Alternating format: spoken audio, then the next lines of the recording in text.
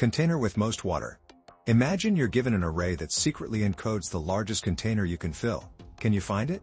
Container with most water is a classic pattern mastery 100 problem, beloved by FONG interviewers because it tests for true insight into two-pointer patterns. Nearly half of all candidates stick to brute force and miss the elegant ON trick. If you can master this problem, you'll have a powerful template for dozens of similar questions. Let's crack it open together. Let's break down the problem. You're given an array of heights. Each height represents a vertical line on the x-axis. Pick any two lines. Together with the x-axis, they form a container. The goal? Find the pair that holds the most water. Area is calculated by the distance between lines times the shorter line's height. Let's assess our options. Brute force would check all ON squared pairs, much too slow for large arrays. The real trick? Notice that the only way to increase area is to move from the widest container to a narrower one, but hopefully with a taller line. That means we can use 2 pointers, starting at each end of the array, always moving the pointer pointing to the shorter line inward. This way, we never miss the optimal solution, and we do it in linear time. Here's the structure of our solution. Set 2 pointers, left at the start and right at the end of the array. While left is less than right, do the following. Calculate the area using this formula. The minimum of height at left and height at right, multiplied by the distance between them, which is right minus left. If this area is greater than the current maximum area, update the maximum. Then, move the pointer at the shorter line inward. Either increase left by 1, or decrease right by 1. Finally, return the maximum area found. Let's try to implement it using solution 1. We begin by defining a class called solution. This is just the container that will hold our max area method. This line defines the function max area, which takes a list called height. Each value in height represents the height of a vertical line on a number line. We initialize max area to 0. This variable will keep track of the largest container area we found so far.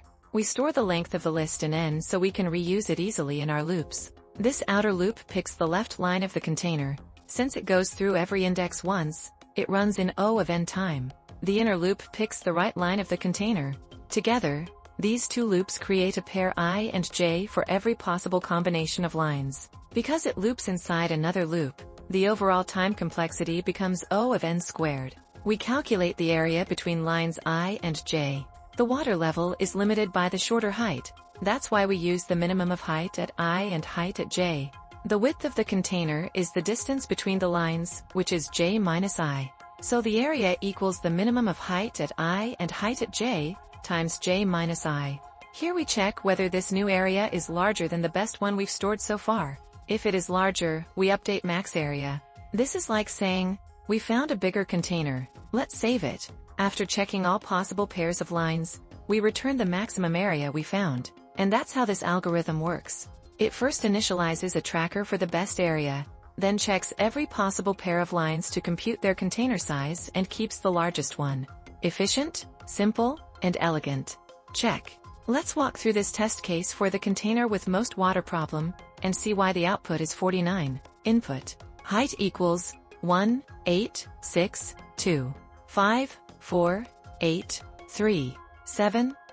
Here, each value in height represents the height of a vertical line drawn at that index. We're choosing 2 lines to form the sides of a container, and the x-axis is the base. The area, the amount of water it can hold, is area equals the minimum of height at left and height at right, times right minus left. Our goal is to find the maximum possible area. Why 49 is the maximum?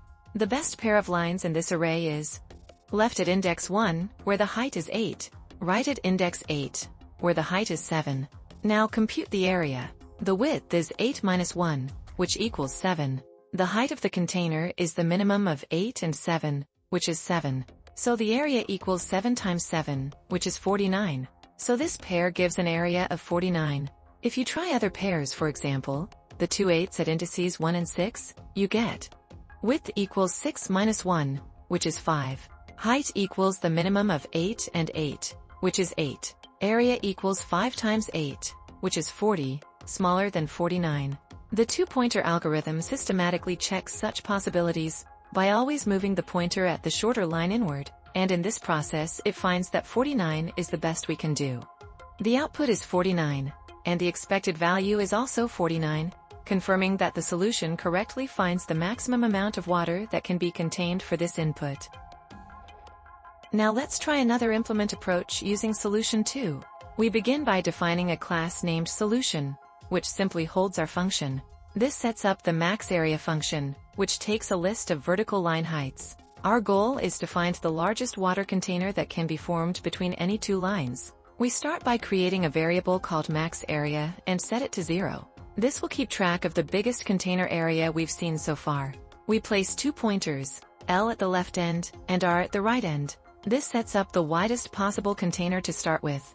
We use a while loop to move the pointers inward until they meet. This loop runs in O of n time because each pointer moves at most n steps. We compute the height of the container by taking the smaller of the two lines. The shorter line limits how much water the container can hold, like the lower wall of a bathtub. Then we calculate the area formed by these two lines, height times width, which is the distance between R and L. We compare this new area with our current best. If it's larger, we update max area. This becomes the new best container value. Now we decide which pointer to move. We always move the pointer at the shorter line, because moving the taller line cannot increase the area, the limiting height would not improve. If the left line is shorter, we move the left pointer inward to try to find a taller left wall. If the right line is shorter or equal, we focus on the right side. So we move the right pointer leftward, hoping to find a taller right wall. After the pointers meet, we return the largest area we found, the maximum water the container can hold. And that's how this algorithm works. It sets up 2 pointers at the edges, then moves the shorter pointer inward while keeping track of the largest area found, ensuring we explore all useful possibilities. Efficient, simple, and elegant. Check. Let's verify this test case for the container with most water problem. A simple but important edge case. Input. Height equals 1, 1. We have only 2 vertical lines. Left height equals 1. Right height equals 1. Since these are the only lines available, they automatically form the container. The area formula is area equals the minimum of height at left and height at right, times right minus left. Let's compute it. The minimum of 1 and 1 is 1. The width is 1 minus 0, which is 1. The area is 1 times 1, which equals 1. There are no other pairs to consider, and nothing can beat this value. So the maximum area is 1. The output 1 matches the expected one, confirming that the solution handles the smallest valid case exactly as intended. Let's have a quick recap. Breakdown recap. This problem challenges you to find 2 lines in an array of heights that, together with the x-axis, form the container that can hold the most water. The key is understanding that area depends on both the distance between the lines and the height of the shorter one. It's a geometry meets logic problem disguised as an array challenge. Assess recap. A brute force approach would compare every pair, but that's O(n squared), far too slow. The insight that changes everything is realizing that we can start with the widest possible container and only move inward where there's potential for a taller line. That's the power of the 2-pointer strategy. Maximum efficiency with 0 missed possibilities. Structure recap. We begin with 2 pointers, one at the start, one at the end. At each step, we calculate the area and record the maximum seen so far. Then, we move the pointer at the shorter line inward, since only a taller line can increase the area. The process continues until the 2 pointers meet. Implement recap. When the algorithm runs, it sweeps inward from both sides, evaluating each potential container in real time. The logic is simple yet clever, always optimized by moving toward better heights while tracking the best result found so far. Every iteration gets us closer to the true maximum area. Check recap. Testing on our sample input confirmed it perfectly. The algorithm identified the optimal container formed between the heights 8 and 7, producing a maximum area of 49. The 2-pointer movement played out exactly as planned, validating both the logic and O(n) efficiency. The takeaway here is that efficiency often comes from strategy, not complexity. By understanding the problem's geometry and trusting the 2-pointer pattern, we turned a brute force challenge into a sleek linear time solution, a hallmark of top-tier problem solving.